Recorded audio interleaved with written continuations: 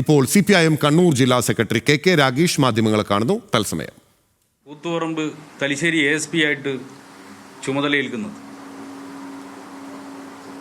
അങ്ങനെ ചുമതലയേറ്റ ഉടനെ തന്നെ എന്താണ് നാട്, എന്താണ് കാര്യങ്ങൾ എന്നൊക്കെ അറിയുന്നതിന് മുമ്പാണ് അദ്ദേഹം കൂത്തുപറമ്പിൽ എത്തിയിട്ടുള്ളത്.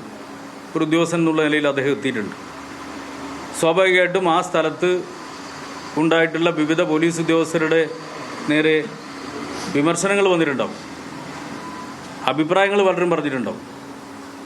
പക്ഷേ ഇത് സംബന്ധിച്ച് വിശദമായ പരിശോധന നടത്തിയത് ജസ്റ്റിസ് K. പത്മനാഭൻ നായർ കമ്മീഷനാണ്. ആ കമ്മീഷൻ്റെ റിപ്പോർട്ട് ഞാനിവിടെ വായിക്കുക. കമ്മീഷൻ എന്നുള്ള ഭാഗം ഞാൻ കോട്ട് ചെയ്യുക. കൂത്തുപറമ്പിലുണ്ടായ വെടിവെപ്പിൻ്റെ മൂലകാരണം സംഭവങ്ങൾക്ക് തുടക്കം കുറിച്ച് കണ്ണൂർ DYSP ആയിരുന്ന ശ്രീ അബ്ദുൾ ഹക്കീം ബത്തേരിയുടെ നേതൃത്വത്തിൽ നടന്ന ഒഴിവാക്കാമായിരുന്ന ലാത്തിച്ചാർജാണ് വെടിവെപ്പിലേക്ക് വഴിവെച്ചത്.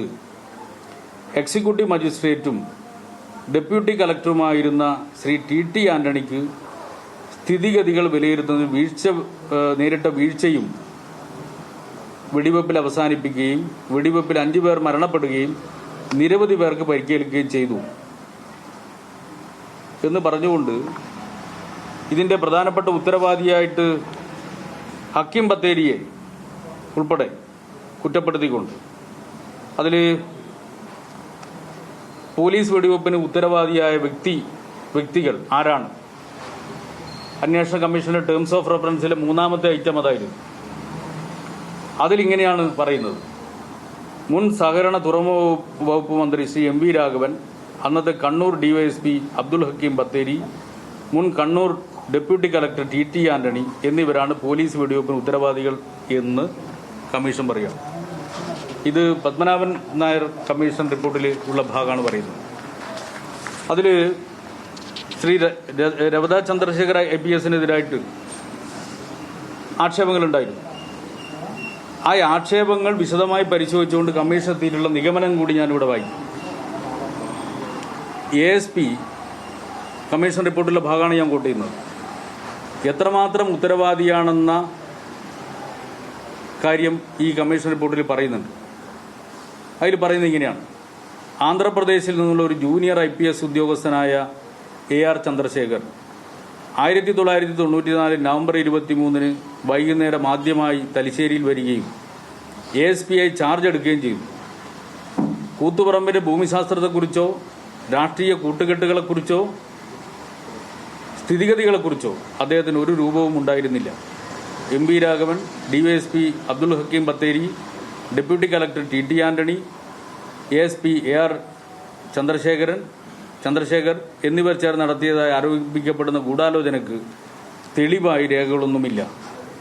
മാത്രവുമല്ല, AR ചന്ദ്രശേഖർ ഈ സംഭവത്തിന് മുമ്പ് MV രാഘവനെ ബന്ധപ്പെടുകയോ കണ്ടതായോ പോലും പരാതിക്കാർ വാദിച്ചിട്ടില്ല. ഇദ്ദേഹത്തിന് MV രാഘവനുമായി മുൻ പരിചയമുള്ളതായി തെളിയിക്കുന്ന രേഖകളും ഒന്നുമില്ല. തെളിവുകൾ കാണിക്കുന്നത് DYSP ഹക്കീം ബത്തേരിയും ഡെപ്യൂട്ടി കളക്ടർ TT ആന്റണിയുമാണ് പ്രകടനക്കാർക്ക് നേരെ ലാത്തിചാർജിനും വെടിവെപ്പിനും ഉത്തരവാദികൾ എന്നാണ്.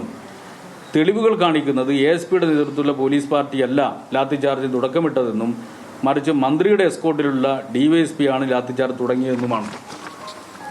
എന്ന് പറഞ്ഞാൽ പത്മനാഭൻ നായർ കമ്മീഷൻ റിപ്പോർട്ടിന്റെ വിശദാംശങ്ങൾ പരിശോധിക്കുമ്പോൾ അതിൽ തന്നെ പറയുന്ന കാര്യം, അതായത് വിവിധ പോലീസ് സ്റ്റേഷനുകളിൽ നിന്ന് ഇപ്പോൾ പുതിയ സംസ്ഥാന പോലീസ് മേധാവിയായി റവാഡ A. ചന്ദ്രശേഖരനെ നിയമിച്ചതുമായി ബന്ധപ്പെട്ട രാഷ്ട്രീയ വിവാദങ്ങൾക്ക് CPIMന്റെ കണ്ണൂർ ജില്ലാ സെക്രട്ടറി ആയിട്ടുള്ള KK രാഗേഷ് മറുപടി പറയുകയാണ്. കൂത്തുപറമ്പിൽ 5 DYFI പ്രവർത്തകരുടെ മരണത്തിനും പിന്നീട് പുഷ്പൻ ഉൾപ്പെടെ ഉള്ള ആളുകളുടെ ശാരീരികമായിട്ടുള്ള തളർച്ചയ്ക്കും വഴിയൊരുക്കിയിട്ടുള്ള കൂത്തുപറമ്പ് വെടിവെപ്പിന്റെ സമയത്ത് അന്ന് ജൂനിയർ IPS ഉദ്യോഗസ്ഥനായിരുന്ന ജൂനിയർ പോലീസ് ഉദ്യോഗസ്ഥനായിരുന്ന റവാഡ A. ചന്ദ്രശേഖരനെ അന്ന് കൂത്തുപറമ്പ് വെടിവെപ്പ് കേസിൽ പ്രതി ചേർത്തിരുന്നു. പിന്നീട് കോടതി കുറ്റവിമുക്തനായിരുന്നു. ആ ഉദ്യോഗസ്ഥനെ തന്നെ സംസ്ഥാന പോലീസ് മേധാവിയായി നിയമിച്ചതിലുള്ള രാഷ്ട്രീയ ആരോപണങ്ങൾക്കുള്ള മറുപടിയാണ് ഇപ്പോൾ KK രാഗേഷ് നൽകുന്നത്.